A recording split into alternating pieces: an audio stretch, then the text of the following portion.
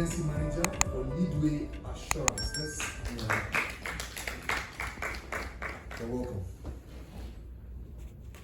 So I guess two of you will share this mic. I will share with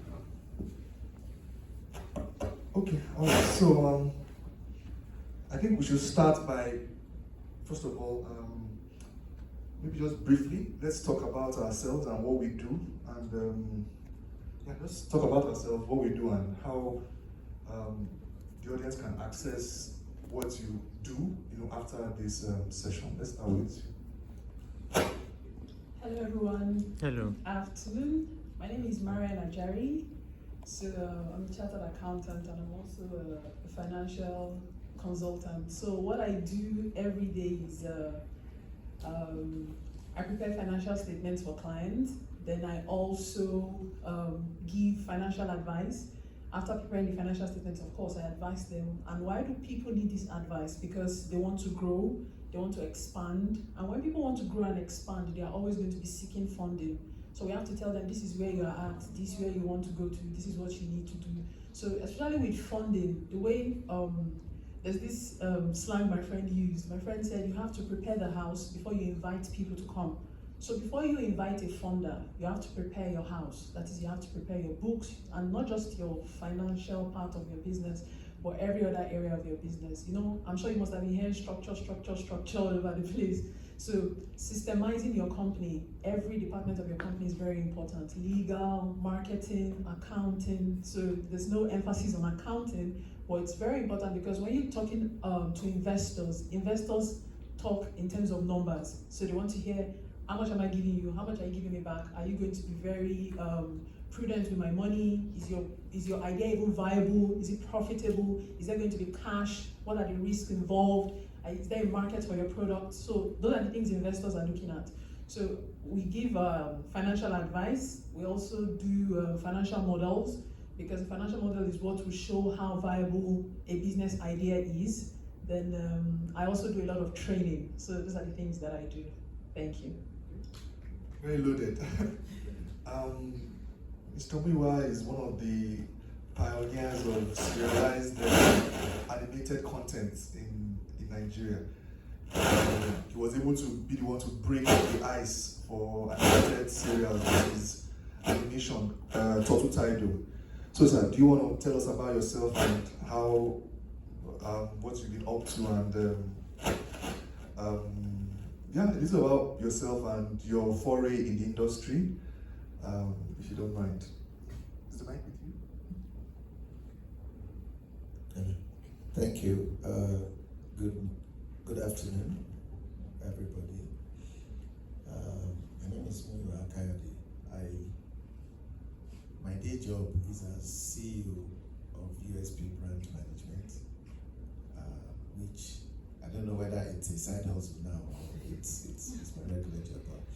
I run a brand management firm which I have been running for 23 years now.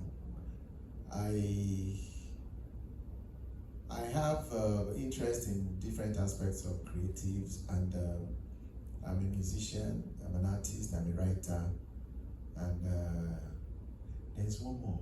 I know there are four. Organize your festival. Yes, I think about 4 or 5 years ago we started the Lagos International Festival of Animation, of which I am the festival director. I have worked in the advertising industry, the marketing industry, brand consulting, and right now I also get a lot busy on the animation series Adventures of Untitled, which he talked about, and when we start talking properly about the funding thing, I think I'll have some experience to share on that. I think I'll So Mr. Good afternoon, ladies and gentlemen. My name is Ikao Samuel. You can take off your mask so that the pictures can look good. Sorry. There's distance. My name is Ikao Samuel. I'm agency manager with Leadway Assurance Limited Company. Leadway is a household name. for doing businesses in insurance, both the life and non-life insurance businesses. So, short one, Midway was established in 51 years ago, exactly 1970. So, like I said before, we are into the business of protection, as well giving peace of mind to people, so that when you go to bed, you can go with your 2 eyes closed. So that's what we do. So Okay, thank you very goes much. on, Yeah, get to we'll know talk more more. about. Okay, so Miriam, I think the first question goes to you. One of the most popular things I think creatives have a challenge is, the financing.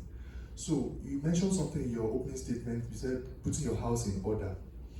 So let's imagine I am somebody who probably I work, maybe I'm a civil engineer, let's use that word, and I am thinking of leaving my job because I'm so talented, I have this animation talent, I really want to do something about it, I've got some workshops, and I'm ready to go. I want to launch my own business. Maybe I've gotten some small jobs here and there, maybe adverts that I've done.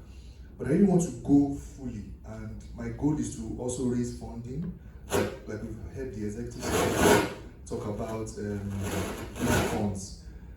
How do I put my house in order? What are those things that you think I should have in place for me to probably go to a bank, or probably go to somebody who wants to give me a loan or something? So if you want to talk about that. All right, thank you. So one of the first things I think you need to do is to at least have registered. You have an idea already, so you'd have started planning. You have a vision. So I think you should also register your business. Because it's just like banks. Banks don't like to give money to startups, right? And the reason is because they want you to have started already, because it's about risk, right? So they want you to at least have invested something in the business before you ask them to come and give you financing. So one of the things I think you need to do is to register the business, right? Then look for funding. Start with your lowest hanging fruit. So family and friends. Then maybe you look for what else? Before you now start looking for equity, looking for debt, looking for grants, looking out for venture capitalists and business angels. There's so many sources of finance. So then you have to have a proper business plan, because nobody wants to give you money without, it's just like you don't want to give somebody your money when you don't know what the person is going to do with your money. So they want to know what you're going to do with their money. So you have to have a proper business plan. And in a business plan, the major things that people are looking out for is, number one, they want to know the idea is fantastic. Then number two, are you organized? Number three, they want to know if you have a market for it. Then they now want to look at the numbers, right? So you have to create your business plan, crunch numbers, you understand, with somebody, they create a model for you, crunch the numbers, and okay, this is how much I'm going to make, this is how much. Then you can now go into, what else? Then you could have started business, okay? So it's not just about, you can do the business plan at the beginning, before you start, you understand? You can also do it at the time when you need funding. You can do a business plan anytime. And the business plan is not, there's a misconception whereby people think that a business plan is only for an investor. The business plan is for you first as a person, because it's like a roadmap that helps you know this is where I am going. So it's not just for the investor. The business plan is for you first. It's just like accounting. You can't go into business and not know whether you're making a profit or not. The first reason you want to know if you're making a profit is for yourself. But what most people do is they're scared of tax authority. So they say, oh, tax, like for example, in December, in January, everybody will now go, I'm not filing. Oh, yeah, you understand? But you're supposed to know whether you're profitable every month. You're supposed to know whether you're supposed to do a monthly analysis, a quarterly analysis, a yearly analysis, you understand, or whether you're profitable every month. So everything you do is for you first, okay? So putting the house in order, then make sure you've structured your business. Then when it comes to the accounting part, there are only two key things I want to address now, especially when you're just starting out. And the first thing is, you have to separate your business from your personal expenses. That's one of the first things you must do. Even if you've not opened a business account yet, what you do is just use a separate bank account. Most of us have more than 2 bank accounts. So just use a separate bank account for your business and use your personal one for yourself. You have to be careful, you have to separate it. It's very important. Then make sure you record everything, at least before you get a professional to help you put your books in order. and sometimes you can also do it yourself, you know. So putting the house in order is very important. So you have to, like I said, register your business, think about the different sources of funds that are available for you. But like I said, start first, because people want to see, have you started? How were you able to start? Where did you get finance from? What have you done with the little you've gotten before you now want me to bring my money into your business? So start first, prepare your business plan, then structure your business, start to keep records, then you can start inviting people to come in, attend events. So for example, like this kind of event, you might get to meet people, networking on social media, you get to meet people also. So these are things you can do to put the house in order. Thank you.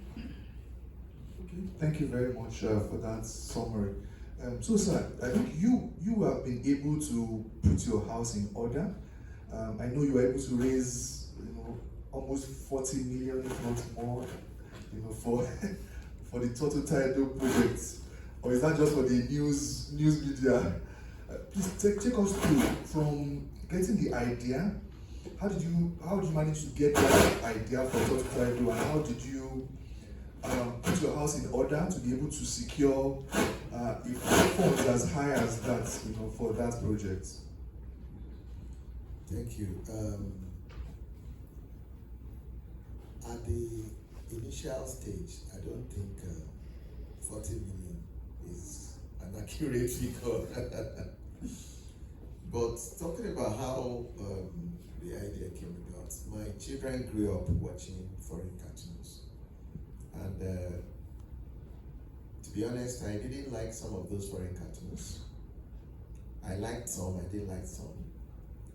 The ones I didn't like, maybe because of the kind of values or ideas that they propagate, which I think are not necessarily the best for our environment. So I was thinking that, when we were children, parents were telling us stories, stories about this, stories about that, stories that teach you sense, Because at the end of the story, they'll say, okay, so what do we have to learn from this story? You say, this is what you are learning from the story. But several years later, our own children couldn't relate with, who has time to sit down and be telling stories? They just spend all their time watching TV.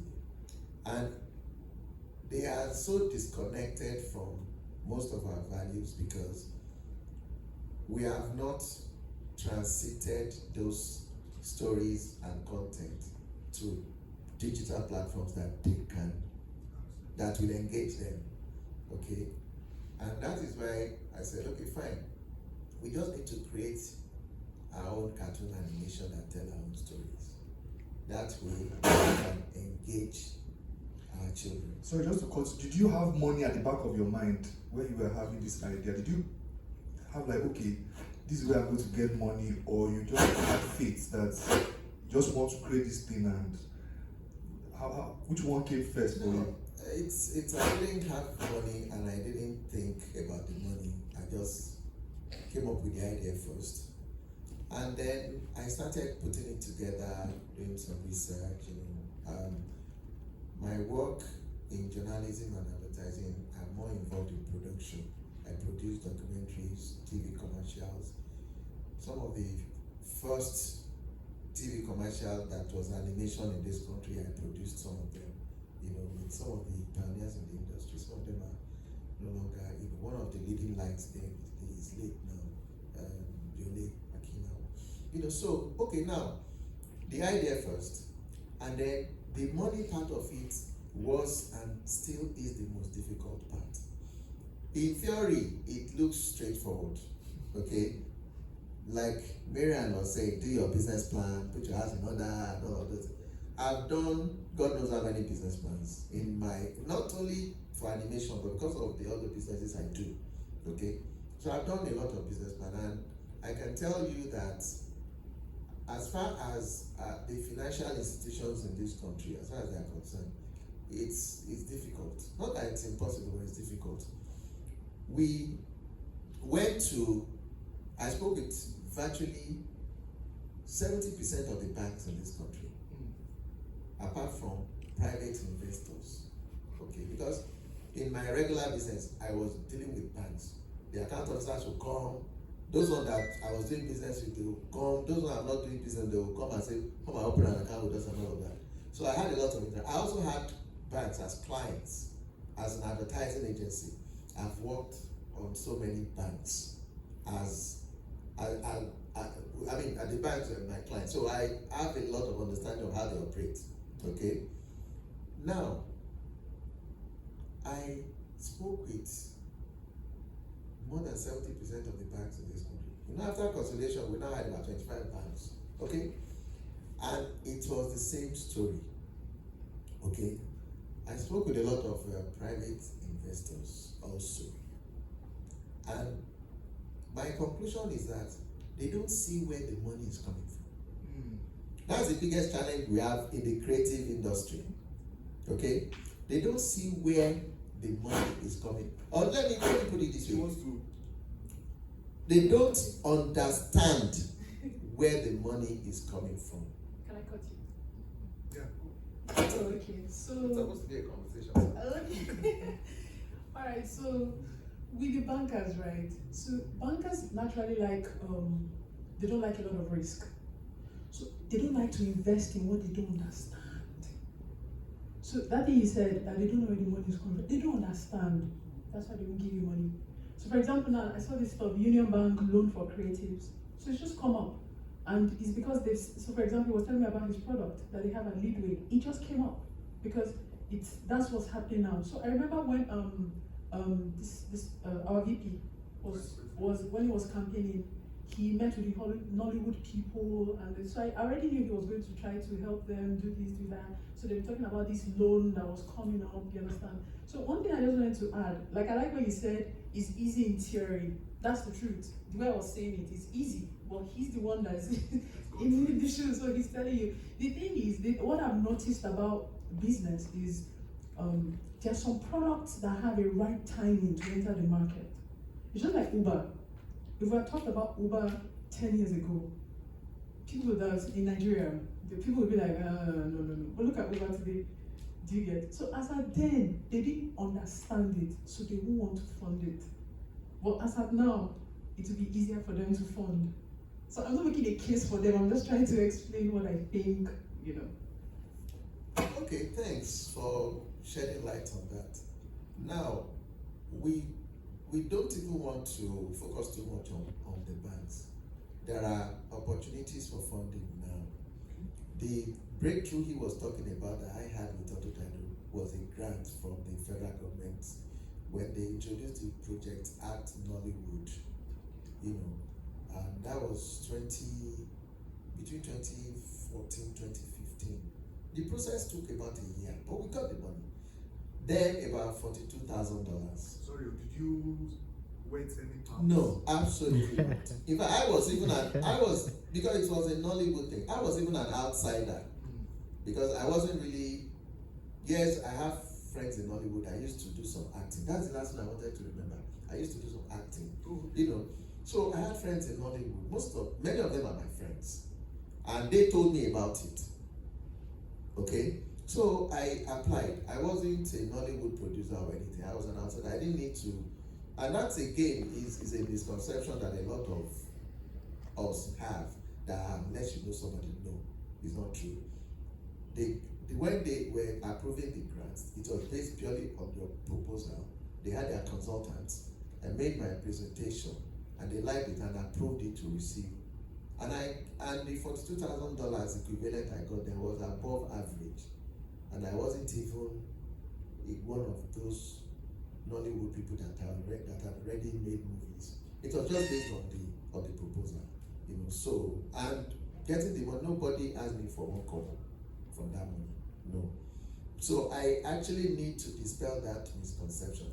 Apart from that, there are other programs. There's one from CBN now for the creative industry. For production, you can get up to 30 million. That one, you have to apply through your commercial bank, and that is where it gets problematic. The commercial banks are a problem.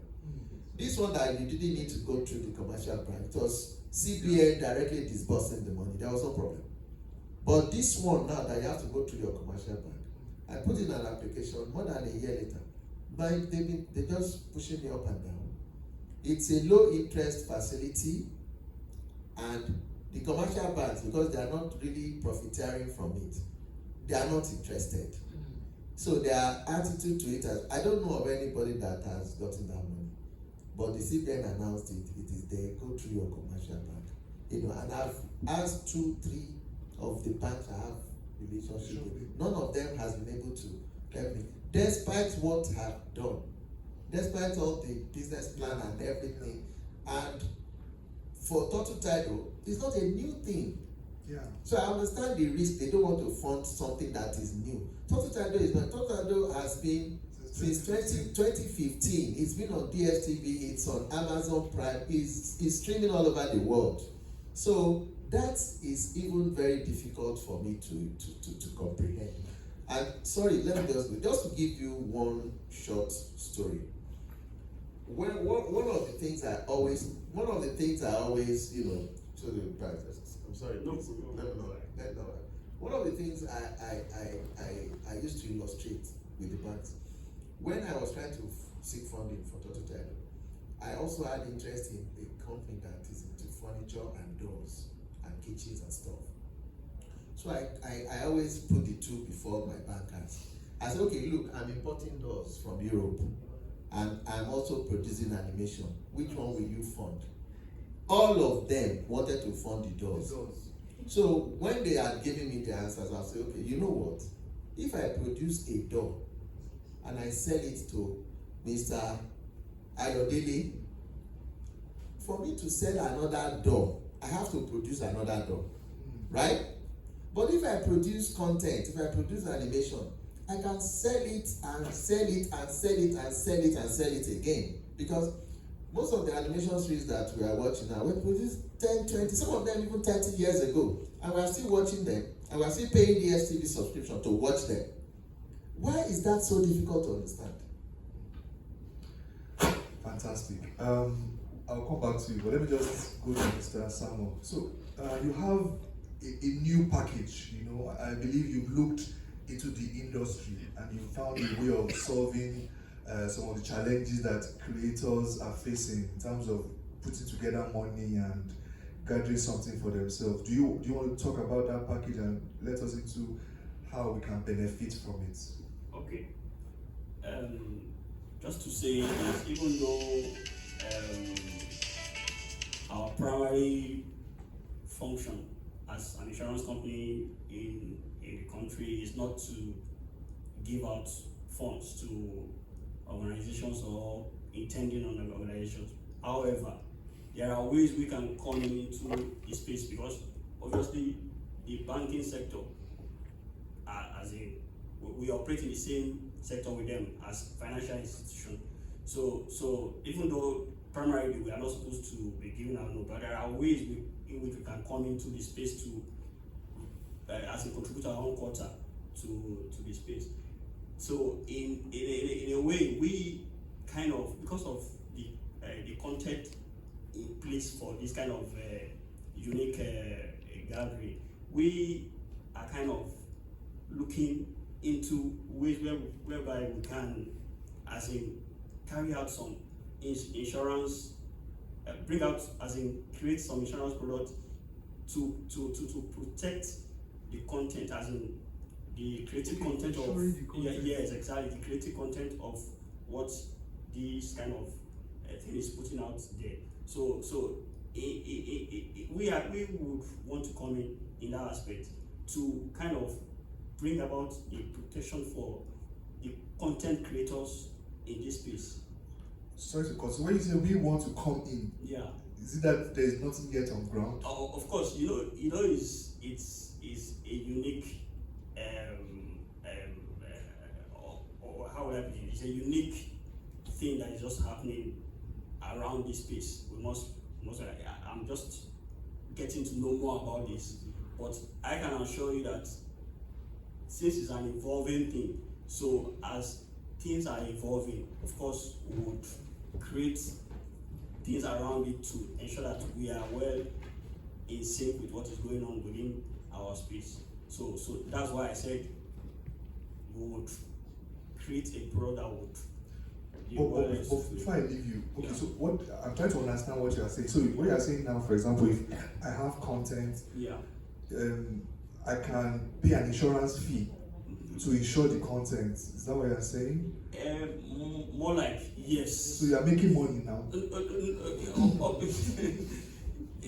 Actually, you are looking at it from the angle of us making money, but we are equally as in providing some protection as against should anything happens, we will pay some element of indemnity. So that is the aspect I'm talking about. Yes, it's a new terrain, but we are looking at ways of partnering with creators. Yeah, with creators. Okay. All right, Miriam, let me just ask you quickly. So what are those financial books that you think are the most basic, that any creator willing to set up, should have? And how do you advise someone? Do you advise the person to go business name or limited liability? And what are the implications of that, even for taxes? And I think I've asked you too many questions, so let's take it one by one. Let me ask for the basic financial stuff first. So first of all, when you go into this, just like me, when I started my business, I had to learn a little bit about everything. So before, I used to know only accounting. I had to learn marketing, I had to learn a little bit of IT, I had to learn a little bit of HR. So it's the same thing that applies to you as a creative. You have to open your mind that you want to learn a little bit of accounting, right? You have to love numbers. A lot of you say, oh, I don't like numbers from school, I don't like maths. So you have to know a little bit about numbers. That's the first thing you have to do. So, but in accounting, you need to understand the basic things, and the basics are, so in accounting, we have 5 different classes of, we call them elements of a financial statement. So just forget the jargons, right? It's just saying that everything in accounting will either be an asset, a liability, capital, income, or an expense. So what you have to do is, the books you have to keep is, you have to keep the normal books that will record everything. So the first thing you have to keep is like a cash book, where you're keeping all the inflows and outflows. You write all the inflows that come in, you write all the outflows that goes out. You have your payroll, you have, basically, you have to record everything. Like I said, when I started, I said there are 2 very important things. Separate your business from your personal life, then record everything. So you have to just record everything. It's a simple Excel template. I have one. I can give it to him to give it to you if you want it, you understand. It's a very simple template, but you have to record everything that you have. So there are other books, but that cash book can actually cover for everything in the meantime before you now start to do the other things. Then if you have credit transactions, that is transactions that don't involve the movement of cash, you are owing somebody, anything that has a financial implication on your business, you have to write it down. So and you can just use Google Sheet, right? So it's on your phone, it's on Drive, it's clouded, it won't get lost. You can use Google Sheet and everything is just there. Okay, then, okay, I remember. Then he said business name or limited liability company. So both of them have their pros and cons. So for some people take limited liability companies to be more serious people than business names. I don't know why. So, and okay, so I think legally, which one would get funding easily? A limited liability company. Why? Because there it's you have shares, you have equity. So a business name is looked at as if you're a one-man business. That's how it is. And nobody wants to do business with a one-man business because they just feel like everything rises and falls on you. So, but when it's a limited liability company, there are shares, so there's equity. So if you have an investor coming in, you can tell him, oh, I'm giving you 20%. He knows what he's getting. He's getting 20% of your company. But if it's a business name, it's just sole proprietor. Everything rises and falls on you. So for the limited liability company, that's more, I think that will attract an investor faster because there will be a board, there will be, the way the company will be run will be different, okay? Then for tax implication, so for the SMEs, they don't pay tax. I think, I'm not quite sure, I can't remember. But for the limited liability company, if you're not making up to 25 million, then you don't pay tax. Then for VAT, SMEs, they don't pay VAT, they don't collect VAT, they don't pay VAT. But if you're a limited liability company, if you're making more than 25 million, you have to collect VAT and pay VAT. So those are your financial implications. But you also have to understand all that exposures that you have. If you have staffs, you have to pay payee, that goes to LIRS. If you collect VAT, that goes to FIRS monthly. If anybody withholds, WHT, so there are different types of taxes, so you have to be aware of these things, because these things are regulatory and compliance issues, and you don't want them coming to your office. They seal offices. Sometimes they put your name in the newspaper. That's reputation risk. You don't want that. So you have to be aware of all your exposures as you're going into business, so that nobody messes with your operations. Yeah. Thank you very much. So, sir, my question to you is, what's a lot of young people are going to freelancing now. They're going to freelancing. They're doing like jobs everywhere and all that. What would be your? Do you think that the ecosystem is better off that way, or do you think that we need to bunch together and probably form institutions or form companies so that we can easily access these funds? I like what you said about government. There's a lot of money in government now, but I think there's a missing gap. Can you speak to that? Is it because we are fragmented and meters are just everywhere scattered? We are not coming together to actually go in and raise the money as a pool? Or do you think individually we can still, someone was asking some questions during the last session about he's an animator and he has a project and he wants to go. So what do you think? Well, first I would like to emphasize that for creatives or the creative industry, I think the best way to get funding is grants. That is still the best source of funding. It is the best because you don't have to pay back. The only challenge with grants is that they won't give you a lot of money. If you need ₦1 million to do something, maybe you get 200K or 300K. They expect you to source for funds through other sources. That's the thing with grants, but it is still the best form. And it's very easy.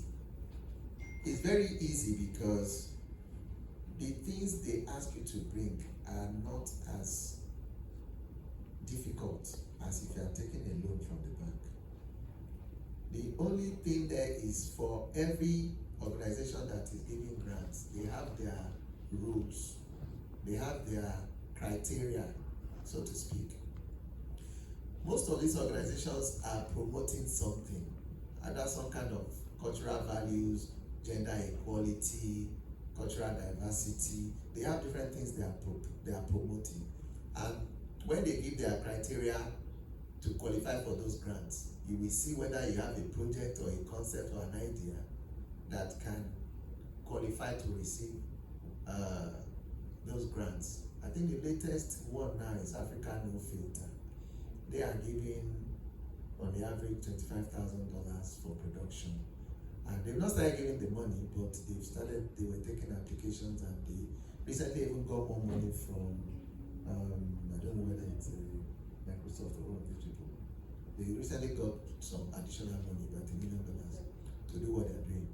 So it's very, very straightforward. Just go online and search grants, and you will see a lot of different organizations, global organizations that give different types of grants, even UNESCO, and all of that. So you can now decide if your project fits into those, any of those criteria, and this comes up every year. So just go. That is the lowest hanging fruit I can think of in terms of funding your creative projects. Now, to answer your question, there will always be freelancing in the creative industry. As a skilled person, that is the best way for you to maximize your talent and still have time to do your other things that you want to do, your own projects.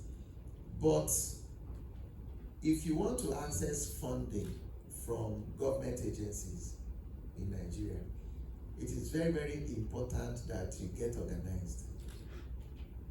The animation sector right now is not together with one strong voice, the way Nollywood has been. That's why Nollywood have been able to, what they are getting from government is not just, they push for it, they lobby for it, they fight for it, you know. But what I've noticed with the animation sector is there is no togetherness with one voice. There is no strong association that you can say, okay, this is the association for animation and visual effects. It's not there.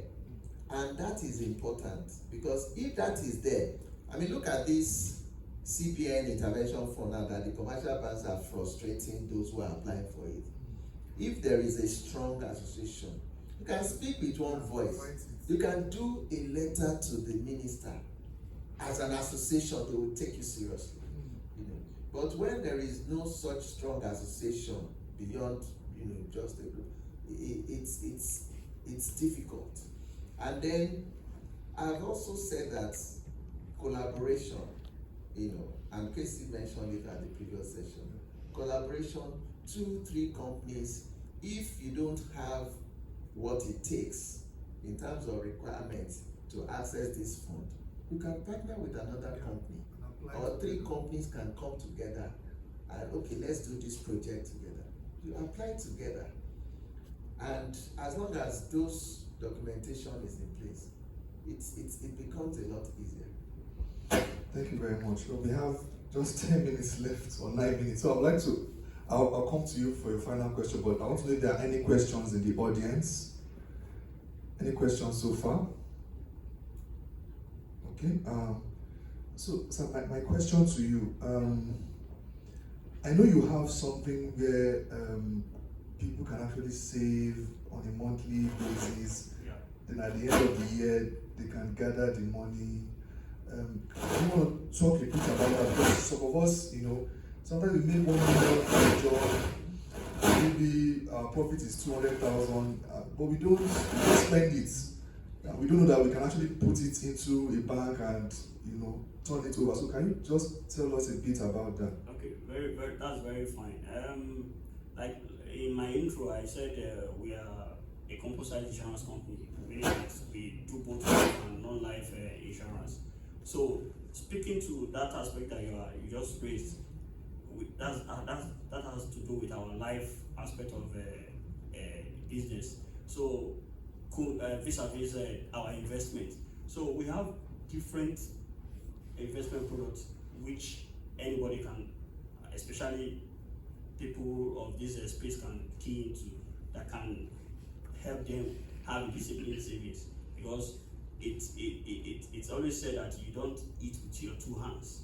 So just try and save for the rainy days. So you can pick up any of these our savings plan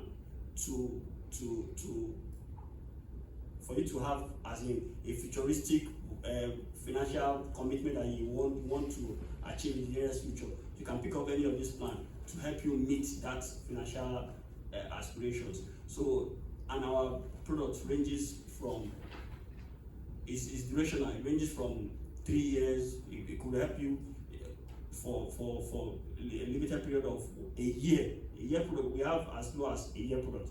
We have 3 years, we have 5 years, we have 7 years, we have 10 years. You can use this one to key into whatever futuristic plans and goals that you have that you want to meet, such that when you put up this kind of an investment plan or a savings plan, in the nearest future, say in 5 years time, if you have as in plan for yourself to establish maybe a bigger envisaged business of yours that you had in mind, the funds can be enough for you to carry on with whatever dream that you have for yourself. And Leadway is a legacy company that would always ensure that your funds are made available when the times for collecting your matured fund is around the corner. Yeah. Okay. So, final questions going around. So, Miriam, what would you say are the three most important mistakes that you have seen businesses make with their finances? The top three that I think, most businesses, they make this mistake. Do you need some time to think about it?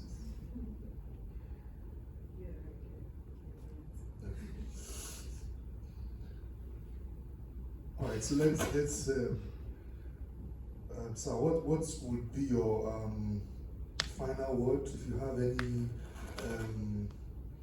advice for creators trying to raise funds, or apply for grants, or just general advice based on your experience? Because I know you have a lot of experience, and there are people who really want to aspire to get to where you are.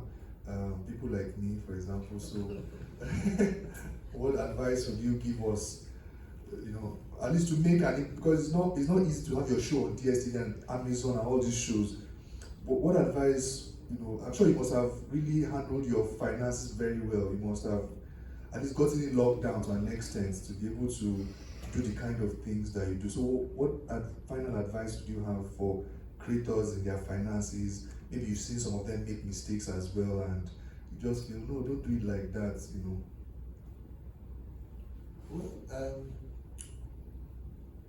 We've heard a lot of financial advice from the financial expert here. Most of us creatives, we are not actually very good with finances. So what you have to do is get somebody who understands numbers. It could be an accountant or a banker. I'm sure you will have friends who are in those areas who can help you. As friends, you don't necessarily have to go and engage Deloitte or big. She can even assist, So the most important thing is work with professionals. Don't try to do everything by yourself. And don't think that working with professionals is more expensive, you can't afford it. No, don't have that mindset. If you want to get there, you have to do it properly. And working with professionals does not necessarily mean that you are going to do what you cannot afford.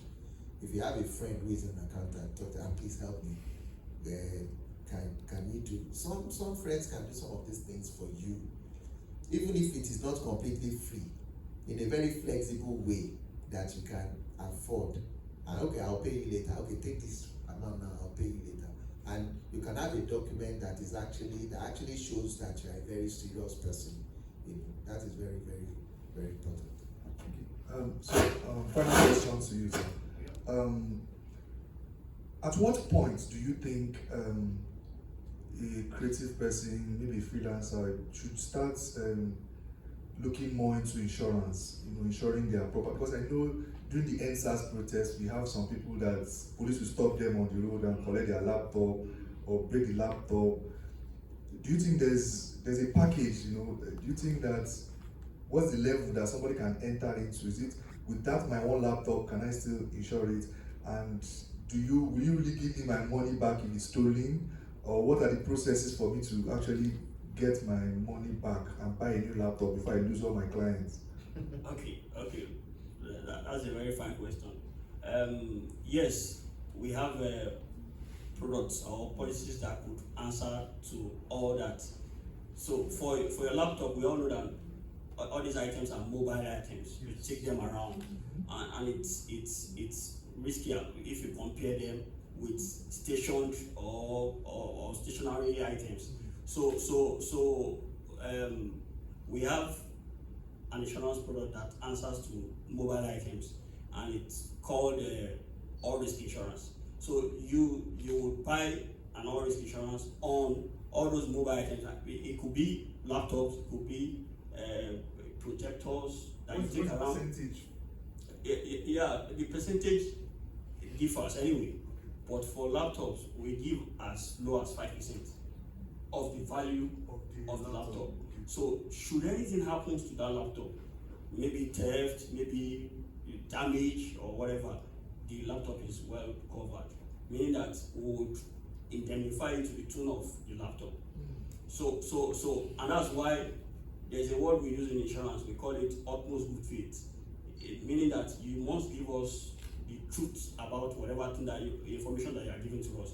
Meaning that if you bought the laptop for 200,000 naira, you must tell us that you bought it for 200 naira, because we have an idea of the market value for every product. So you cannot, so if every documentation is made right from the beginning, we go ahead and insure those valuables. And if anything happens, your account officer should be the number one person that you report the issue to. So just report the issue.